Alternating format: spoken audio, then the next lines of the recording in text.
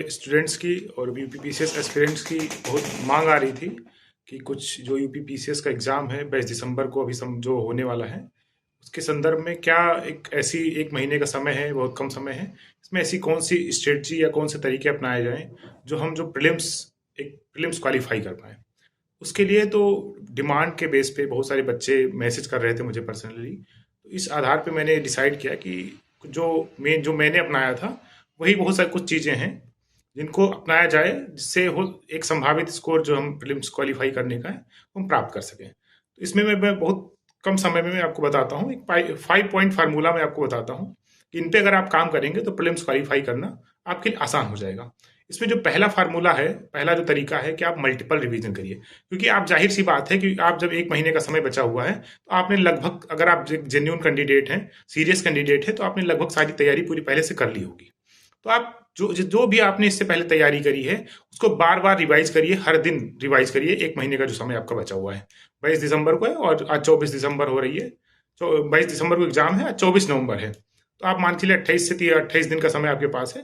इसमें आप बार बार रिवीजन कर सकते हैं, पहला तरीका ये है। दूसरा तरीका है कि प्रीवियस ईयर क्वेश्चंस पे आप फोकस कर सकते हैं। प्रीवियस ईयर क्वेश्चन, वो भी एटलीस्ट जो अभी 2023 तक का एग्जाम हुआ है, तो इससे पीछे के 5 साल के कर लीजिए। उससे आपको ट्रेंड समझ में आ जाएगा कि क्या ट्रेंड क्वेश्चन पूछे जा रहे हैं। इस पे आप फोकस करते हैं प्रीवियस ईयर क्वेश्चन के, वो आप 5 साल के लगा लीजिए। और उससे आप एक टाइमिंग भी उससे पता चल जाएगी, जैसे आप टेस्ट पेपर लगाते हैं, टेस्ट पेपर के फॉर्म में आप प्रीवियस ईयर क्वेश्चंस को सॉल्व कर लीजिए।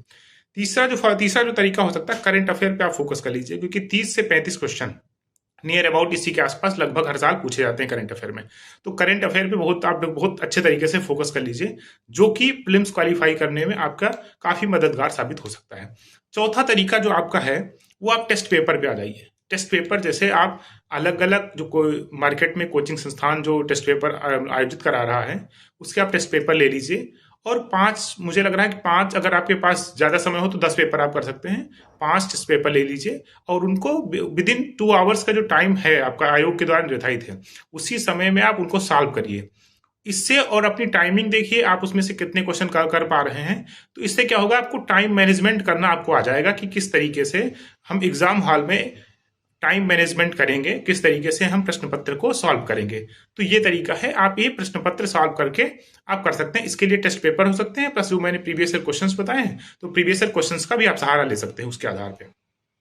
और जो पांचवा तरीका हुआ, जो पांचवा जो आपका एक सबसे फार्मूला देखें, तो जब आप प्रीवियस ईयर क्वेश्चंस लगाएंगे, या आपने इससे पहले लगाया भी होगा, तो आपको ये क्लियर हो गया होगा कि जो आयोग के कमीशन जो प्रश्न पत्र बनाता है, उसके कुछ फोकस एरिया होते हैं। तो आप उन फोकस एरिया पे अगर आप काम करेंगे, तो मुझे लग रहा है निश्चित रूप से आपको रिजल्ट देखने को मिलेगा। फोकस एरिया में जैसे क्या है कि पॉलिटी के क्वेश्चन है।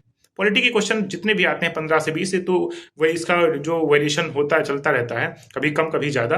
लेकिन मान के चलिए आपके 20 क्वेश्चन अगर आ गए पॉलिटी के, तो आप समझिए कि लो हैंगिंग फ्रूट के रूप में उनको आप देखिए, क्योंकि लगभग सभी बच्चे पॉलिटी को अच्छे तैयार करके रखते हैं। लेकिन उसमें भी आर्टिकल का भी पूछ लिया जाता है, डीपीएसपी से क्वेश्चन ठीक ठाक पूछ लिया जाते हैं, आर्टिकल बेस्ड या मिलान करने को पूछ लिया जाता है, फंडामेंटल राइट्स क्वेश्चन आते हैं, या जो नए जो इशू चल रहे होते हैं हमारे करंट अफेयर में, उन करंट अफेयर बेस्ड हम क्या करते हैं, पॉलिटी में क्वेश्चन देखने को पाते हैं। तो उन पे आप फोकस करिए। फोकस एरिया हमारा हो गया, यहां से क्वेश्चन आपके गलत नहीं होने चाहिए। जो क्वेश्चन हर कोई सही, जो आसान क्वेश्चन है, जो लगभग ना 80% जो स्टूडेंट उनको सही कर रहे हैं, वो क्वेश्चन आपके गलत नहीं होने चाहिए, ये हमको ध्यान रखना चाहिए। तो जो दूसरा जो है focus area, modern India. History का बहुत सारा वास्ट सिलेबस है, तो आप समझिए कि उसमें मॉडर्न इंडिया को आप फोकस कर सकते हैं। मॉडर्न इंडिया में उसमें भी बहुत सारे क्या है, जो आपके ईयर पूछे जाते हैं, जो आपके मिलान करने के लिए क्वेश्चन पूछे जाते हैं, वो आप प्रीवियस ईयर क्वेश्चन देखेंगे या आपने देखा भी होगा, तो वहां से भी कंफर्म हो जाएगा। तो मॉडर्न इंडिया में फोकस कर सकते हैं। और इसका जो फोकस एरिया आप देखें, तो करंट अफेयर मैंने आपसे पहले ही बताया, करंट अफेयर में भी आप बहुत सारे एरियाज होते हैं, जैसे पुरस्कार पूछे जाते हैं, किताब किसने कोई नई बहुत करंट में बहुत ज्यादा न्यूज में कोई किताब बुक रही होती है, उसको किसने लिखा है उसको पूछा जाता है। कोई जैसे COP29 का भी आयोजन हो रहा है, तो COP29 के आप देखिए, G20 की मीटिंग अभी ब्राजील में G20 की मीटिंग हो रही है, उसको आप देखिए कहाँ पे आयोजित की जा रही है। COP29 अभी अजरबैजान के बाकू में आयोजित किया गया है। तो इन सब का देखिए, अभी या प्रधानमंत्री मोदी को किन किन राष्ट्रों से अवार्ड मिले हैं, अभी मतलब मिले हुए हैं, उन्होंने कौन से देश की यात्रा करी है। तो इस तरीके से बहुत सारे क्वेश्चंस बनते हैं। तो इन क्वेश्चंस को आप अगर करेंगे, फोकस करेंगे और प्रीवियस ईयर क्वेश्चन देखेंगे तो आपको पता भी चल जाएगा। तो इन पे आप फोकस कर सकते हैं। इसके अलावा जो मैं फोकस करना चाहूंगा एक महत्वपूर्ण पॉइंट पे, जो हो सकता है बहुत मतलब कम ही लोग उस पर फोकस करें, यूपी स्पेशल को आप इस पे क्या कर सकते, यूपी स्पेशल को आप इग्नोर कतई मत कीजिएगा, क्योंकि इस यूपी स्पेशल से संभावित हो सकता है कि अभी क्वेश्चन कम आते थे, हो सकता है इनकी संख्या 10 से 15 भी देखने को एग्जाम हॉल में मिल सकती है। तो यूपी स्पेशल फोकस कर लीजिए।